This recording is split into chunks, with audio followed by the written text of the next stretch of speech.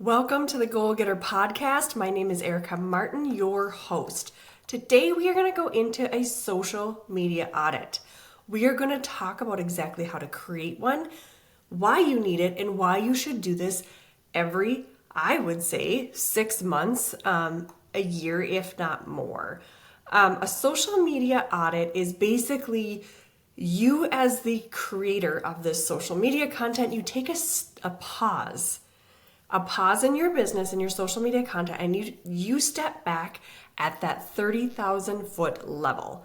So you're stepping back. Again, as business owners, we're in the day-to-day. We're in the guts of our business and our social media content. So we need to be at that 30,000 foot looking at everything to say what's working, what's not. Because if we continue down the path of creating content that's not performing, not working, and we don't know why, it is a waste of time and it can actually hurt your business. So a social media audit is an analysis of your social media presence. It involves looking at your individual social media accounts and presence at a whole to find out what's working, what's not, why it isn't, and where you can improve. So we should do this by focusing on specific metrics. So let's kind of talk about what are metrics. This is where I disagree with a lot of my, social people online that are social media experts. Your metrics are not about your demographics of your audience. When we talk about a target audience, we don't necessarily want it to be about demographics, age, what's their gender, that kind of a thing. That is kind of out the window. When I talk about understanding your followers, I want you to look at it from the perspective of, do you understand their problem? Our followers are a group of people that have a similar problem. It's not necessarily a 40-year-old woman that has a business. She might not have the same problem as another 40-year-old woman who has a business, right? So group it in understanding your audience's problem. If you take it from that perspective, you will grow further in understanding how you can help them with their problem. So engagement data, such as likes, comments, shares, and impressions. And if you've listened to any of my podcasts in the past, and go back and do this, please, I talk about the metrics I look at from a social media manager perspective. I look at impression and reach, which are basically the same thing. Reach is how far out it went, how many people saw it. Impressions are how many times it was shown. An impression can be something where someone is shown the same image multiple times. Now, social media doesn't really like to do that if it doesn't have to, because it wants you to have the newest, best content all the time so you stay on the platform. So sometimes when we talk about reach and impressions, I kind of group them together because they work similar, but you could definitely have someone see your content multiple times. Again, that algorithm didn't catch it. That could be why. Or if you have multiple accounts and they're different names, that could happen too. So we like engagement. And the content that works the best when it is under engagement is things, and they all work differently, but videos that inspire, videos that like static posts that are quotes that people feel like they have to share. Think of that when you're creating content. Try to throw some engagement stuff in there, because if someone engages with your content, they comment on an Instagram post, you should definitely comment back, or they DM you, you want to definitely message back. But if they comment, that algorithm reads it as, oh, this is of value, I'm going to show more people. Okay? So engagement content is a little tricky to create, but creating videos that are worth stitching, creating content that's worth sharing or saving. Like, one big thing for me is, if I see someone doing a really good workout, then I'm like, hey, I can do that later. I will save it. And that counts as engagement on Instagram, for example. So your content's performance. If you're using a scheduling tool like Later.com or Metricool, you can go in and look at what is performing. They have really nice dashboards, or you can go in the back end if you're looking at Facebook and Instagram of Meta. You can go to TikTok's back end, and I'm not editing that out because I think this podcast needs to be about being real, so I am going to flub up a couple times. But your content's performance, looking at those numbers to see what works. I mean, every platform will tell you what is working and what isn't. And here's the trick. Just do more of what's working. Just do more because your audience liked it and it's going to go bigger. So the performance of campaigns. So if you're running a campaign, like for a launch example, if I run a launch, I work about 6 weeks backwards from the launch date, and then I run a campaign. So if you're running a campaign, look at how that campaign's performing.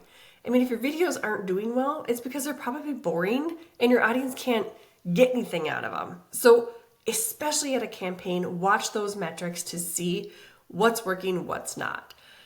Why do we conduct a social media audit? Because the numbers don't lie. The numbers don't lie, unless you're hacked and it's weird, but the numbers don't lie. There's many, many, many different reasons that we can look at numbers. I'm just going to pause it. Hello. Hi, Erica. This is Lily calling with Edge Integrative Wellness. How are you doing today? Good. How are you? Good. I'm calling to confirm your appointment with us tomorrow for a telemed visit with Maria at 9:30.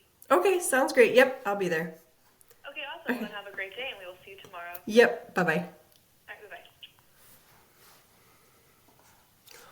All right, starting again. All right, so let's go into it. Let's dive into it. So how to conduct a social media audit in 4 simple steps, right? I'm all about simple, marketing made simple. That's my whole thing. Make it easy for you guys. 1, round up all of your accounts. I like to have all my account tabs open and look at them, one after another. So I'm right in the moment. I'm not like hunting for this. I get them all open and then I start my audit. So open your accounts, look at, and all of them. I mean, if you have a Pinterest account, if you have all of the things, look at everything. Look at all of them. What works, what doesn't, what's moving the needle, and make notes. That is step 1. Look at all of your accounts, making sure you're even looking at if you have a blog, if you have a podcast, see what's performing. All right. And then,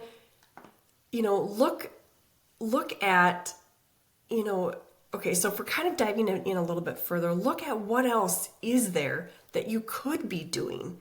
Are you, for example, not on Instagram, yet your audience may be on Instagram? Maybe it's time to add Instagram. Or you on Instagram, nothing's performing, you're just flat, you're not growing, maybe your audience isn't there, right?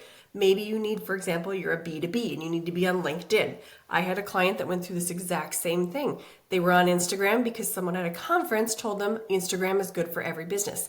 That is a lie. That is a poor mistake when it comes to social media. I said, no, we are going to live on Instagram, and their accounts are growing massively. So Instagram is definitely something to take a look at. I think every business does need a Facebook page just because that's the world we live in. A Facebook page is very healthy for every business to have. And if you don't have an Instagram, or if you do have an Instagram account, just push your content over from there. If you don't, post using a scheduling tool. It's very simple. List your goals for each platform. What are your goals? The little link in bio, that should be dialed in. Dialed in. When you have, I even have now on my new website that I'm launching pretty soon, I actually have built in to my website is a link in bio page. I'm going to give it a domain, but it will guide them. Like I want you to go here, here, here, here. So I go free, paid. That's my kind of how I do the things. But have a goal for that. So I put that on what is necessary. Now, if I am on a platform that is really good with conversion, I'll try to convert everybody onto a free offer and then a paid offer. So look at the goal for each platform. What is the goal? Drive traffic, build engagement, use the platforms like they should be. Crunch the numbers. Once you've established your goals, in other words, what success should look like to you, it's time to analyze the performance. Like we've mentioned, your goals determine what metrics you should look at. If your goal is to attract new customers, for instance, you will want to look at the followers to make sure you can see exactly, are they all in the similar world when it comes to the problem. So understand those customers. You'll also want to look at how many users who land on your social media page or visit your website. Can you see those clicks? Do you have the pixels embedded in your website? So look at the numbers. Understand those numbers. They're your friend. That's one thing that most business owners do. They don't look at the numbers. You have to. You have to. And then put together a plan of action. Once you've looked at your metrics, it's time to look at your plan. What works, what doesn't. Let's say there's a topic in your business that you cover and nobody seems to be caring. Get that out of there. It's time. It doesn't need to be there. So once you've looked at your metrics, do the SWOT technique, if you guys have heard of that before. SWOT stands for strength, weaknesses, opportunities, threats. So after you've looked at your social media collectively, look for what is something you're doing really, really good. So I actually draw it on like a piece of paper and I put it into 4 quadrants, and I'll do strengths in one corner and I'll list what's worked, weaknesses, what doesn't work. Maybe talking about one product is not working, right? What are the opportunities? What is something you're missing? That's an opportunity. Is it a new platform? Is there a new product or service you're going to launch that could be a new opportunity? What are the threats? What risks are you exposed to when it comes to being on the platforms? Meaning, is there competition? Like if you're going to launch a new product, is there high competition in it? Is the price too high and it really needs more explanation than what you can give it? So these are things that I look for when it comes to social media and creating an audit. We actually do them for businesses. We will be launching a new program here in this summer that is called Traffic to Conversion. With that, you get a social media audit and you get some one-on-one coaching. And that is something that is super healthy. Every time I work with a client, that's the first thing that we do. We look at your accounts to see what's working and what isn't. So anyways, have a great day and thank you. Please give us a really good review. Leave good comments. We love the love on this platform. And check out our website that Martin Media Co. will be launching very soon, and we'd love to see you. Check that out and keep listening. We want to help you obtain your goals. That is our mission. Have a great day.